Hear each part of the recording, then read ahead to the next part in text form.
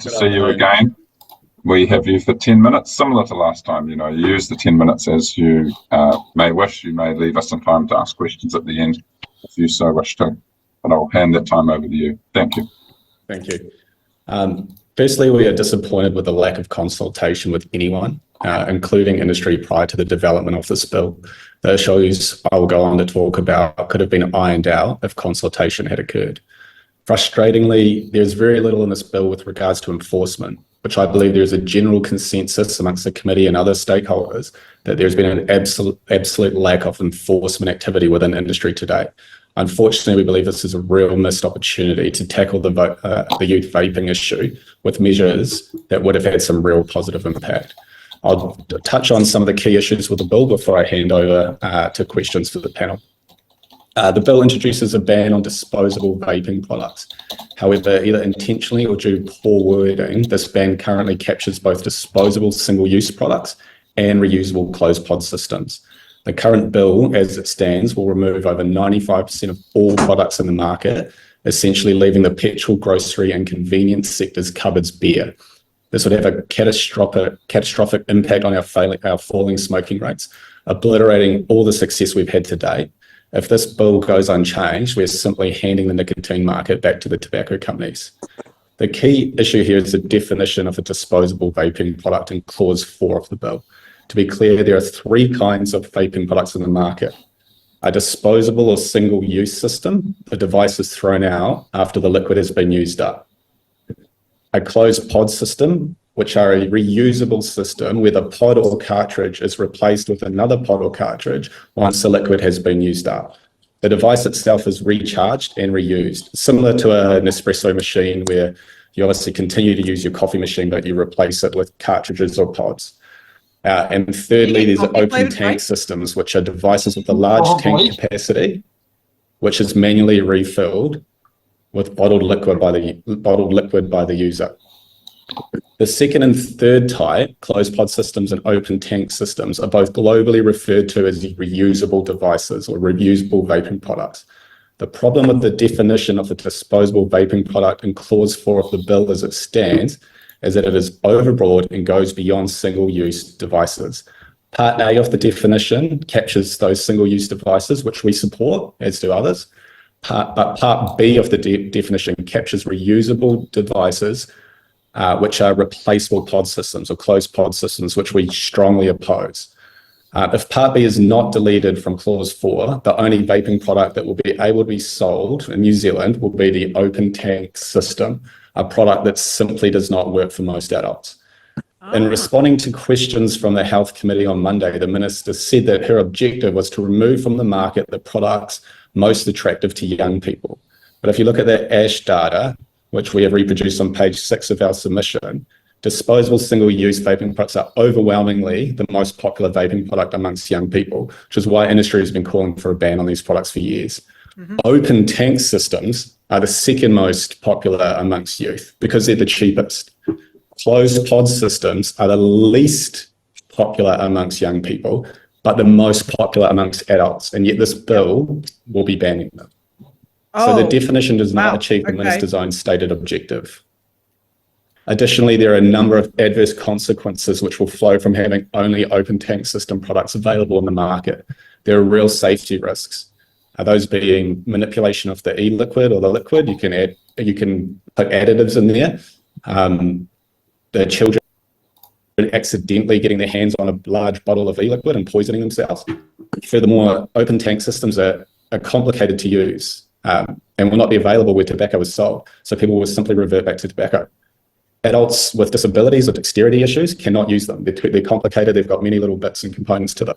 So they'll revert back to tobacco. There's a very real risk if this bill, the wording on disposable vaping products is not changed, that there will be a black market because you're simply abolishing the most popular products in the market and leaving the market with a product that 96% of people don't want to use. So the Ministry of Health raised the same concerns. Can I just make a point here? And don't let this get lost on you. He keeps on saying that, these things should be banned or these things should be... Well, actually, mate, tell your members to stop selling the shit.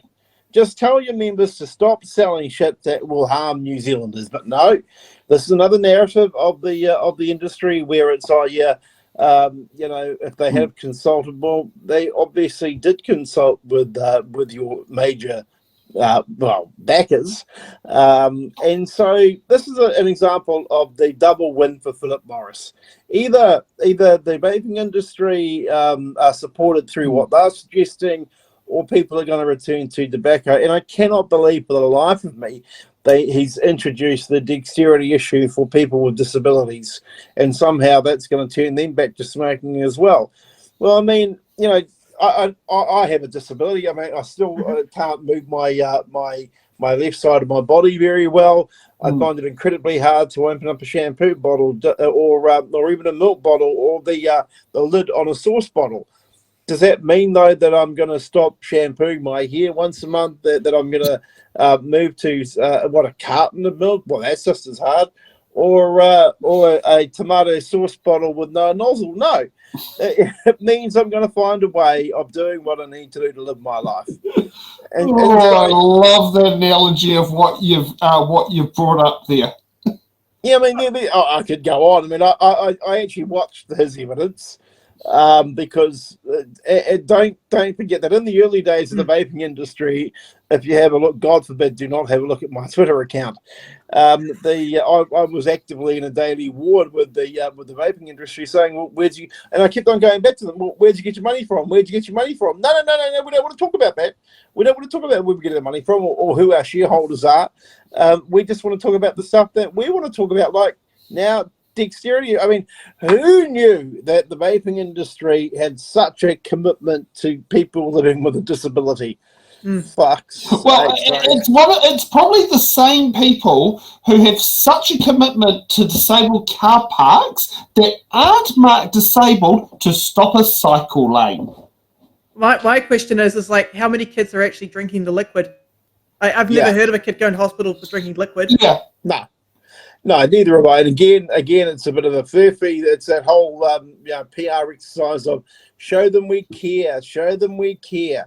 I mean, it's what's that TV program, Mad Men? I mean, I could just imagine them all getting into one of their very corporate little rooms where he was doing his presentation from, all with their perfectly manicured beards and parted hair and all these blokes sitting around like the good old days of gliding on, puffing on a cigarette and sandals, long socks and shorts. Yeah. And so, I am being facetious and I am being pretty forthright about this industry because at the end of the day, this is what industry associations do, whether it be the Small Business Association, Federated Farmers, or the Airline Pilots Association, if there even is one. It's a tricky one because there's a balance between bodily autonomy for adults versus doing what is best for children.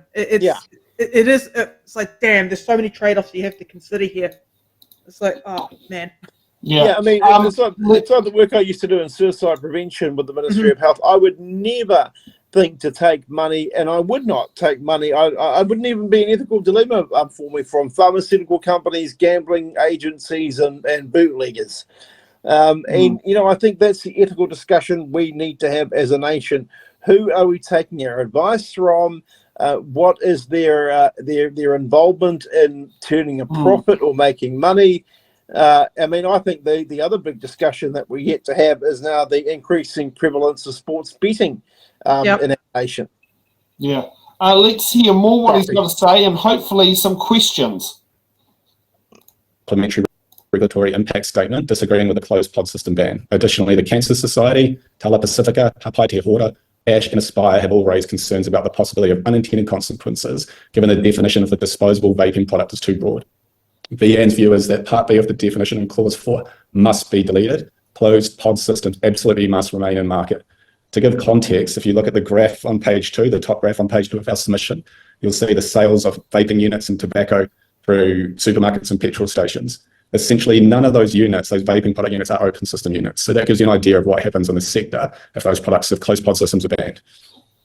The bill introduces communication restrictions with existing customers. Clause 11.2 in the proposed bill will repeal section 24.1 of the current. Essentially, this entirely removes industry's ability to communicate with our existing customers. Simply, this means we cannot email to the existing customers know what product is, when a product is back in stock, or that there is a new product available. We cannot provide customer services to existing customers, including troubleshooting, providing safe use information. SVRs currently, if this bill goes through, cannot even make product recommendations based on a customer's smoking cessation needs. As it is written, we cannot encourage or advise on available lower nicotine options for customers. We believe this is a breach of industry's right of freedom of expression and does not serve any purpose. The bill also introduces further restrictions on websites. So websites selling vaping products will be subject to the same restrictions as websites selling tobacco. This means no product images, no color, only words on a black and white background. No product information or descriptors are allowed beyond essentially brand and price. Industry will not even be able to provide information about the safe use of vaping products on websites, how to operate the child safety lock, or how to remove the battery safely. Vaping products are complicated. Consumers need to see the product and to be able to read a description of the product so they can make an informed choice. Furthermore, the website restriction does not serve any objective. ASH data shows only 1.7% of youth are accessing vaping products online. This restriction will inadvertently direct young people who are buying online to buy from unregulated overseas websites. Rather than censoring vaping websites, the bill could simply introduce the use of ID verification software, which is widely available. Treating vaping and smoking the same way creates a misperception that vaping is as harmful as smoking, which discourages smokers. I do know that when Bruce Flavin had one of his liquor licenses renewal processes come through, the police flagged that as a particular problem. Well, can we collect a driver's license number? Yeah. But he said at the same time, but how do I verify that? Mm-hmm. And then we asked was it his merchant, National Bank, whether they would, if they could do a age verification as part of the transaction, but National Bank came back with saying, no, we cannot do that, and we would not be able to do it unless the government allowed a law change. Mm-hmm. So you can't even punch in your credit card or debit card number. That at the moment, legally, well, and I don't think it's changed, but that was not an available age verification option back in 2011 or 12. I think this is when Bruce, I think it was 2012 when he went through this. So that wasn't an option back then. It probably still is an option now because nothing's changed in the law. But the thing is, too, is that if a kid wanted to buy a product online, they could just grab their parent's ID.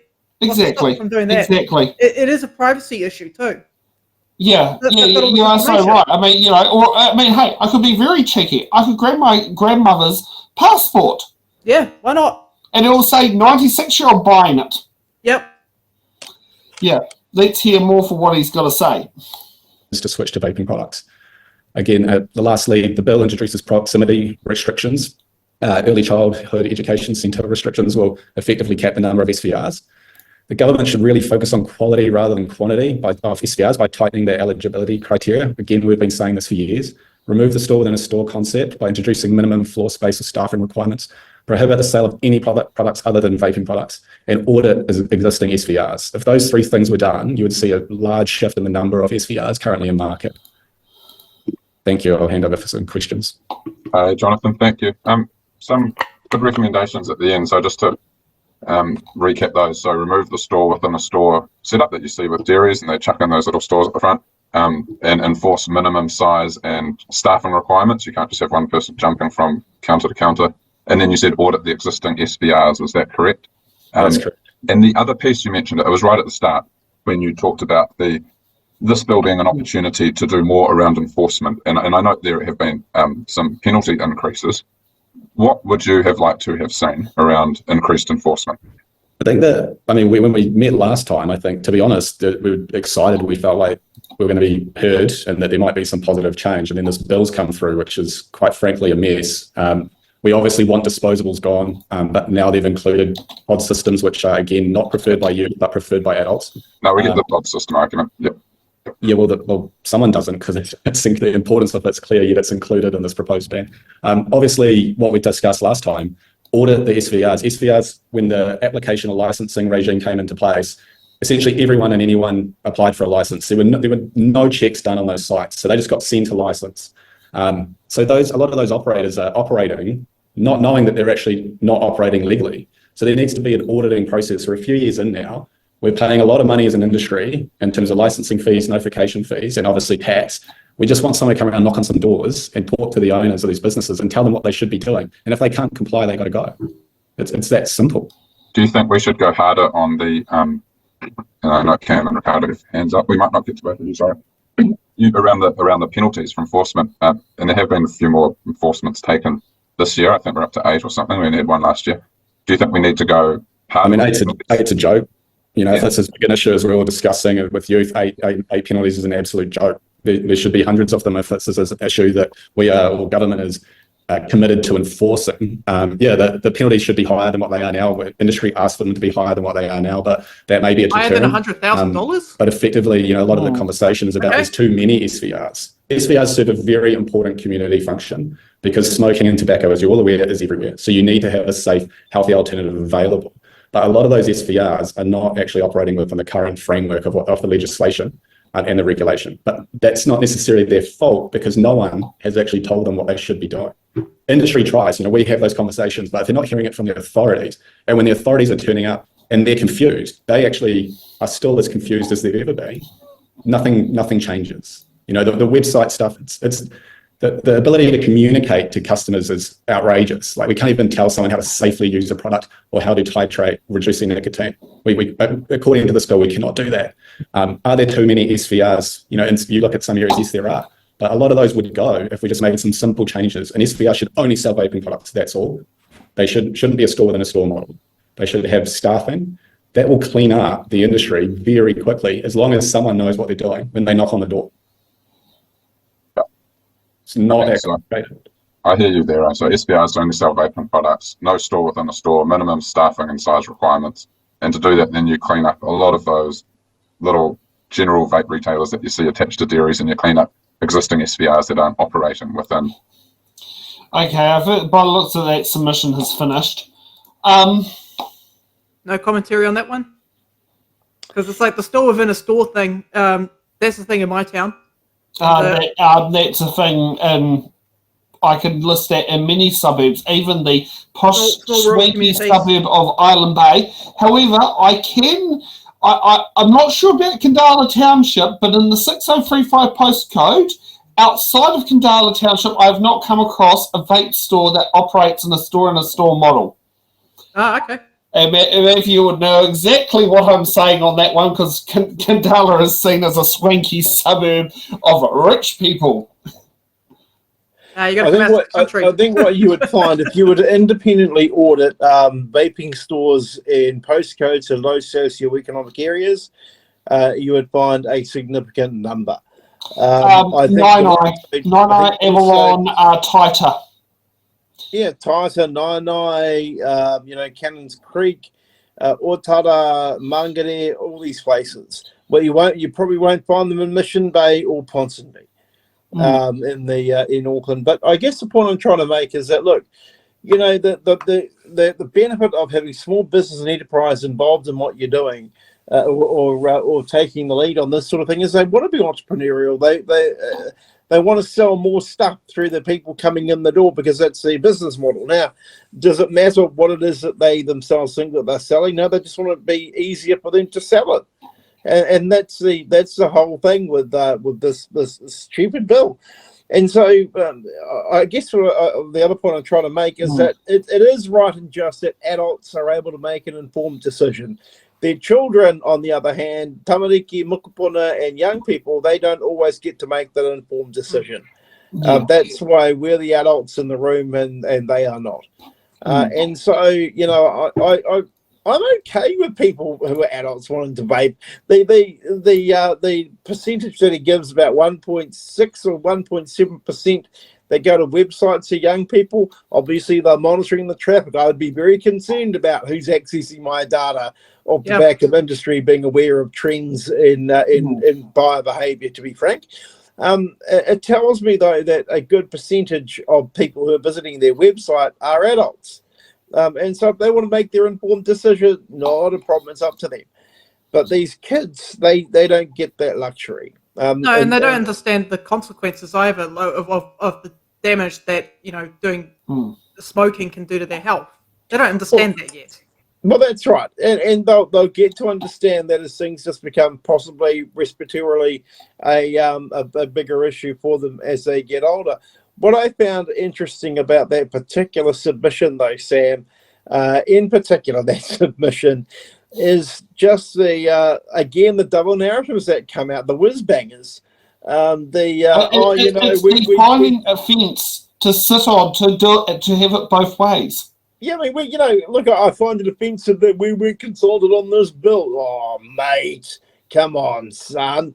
That's you trying to look like the Pope when you're really bloody Pontius Pilate, So, yeah, people who are seasoned observers of this sort of stuff pick up on the double narratives pretty quickly. And so that's what that was. That was an exercise in... let's get in there and do our best, but at the same time tell them a few things that will make us look like saints. So, and Sam, it's not somebody needs to write to Sam and say, Sam, it's not your job as chairman. You're not running a corporate entity or a Deloitte consulting practice or whatever it is. It's not your job to summarize the evidence of a submitter in such a way as to market the submission as you're saying these things. Oh, well, good on you, mate. Oh, blah, blah, blah. It's just absolutely... I can tell you right now, James Meagher doesn't go to that extreme. Yeah, James, yeah.